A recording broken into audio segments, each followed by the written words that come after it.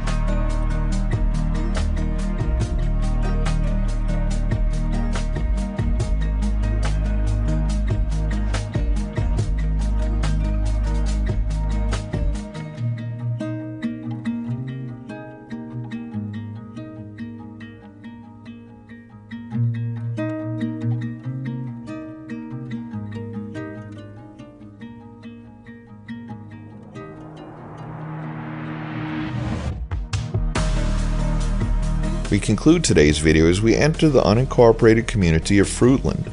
Thanks for watching. If you liked this video, please give us a thumbs up, post a comment, subscribe, share and follow us on social media, and join us for our next 504 road trip.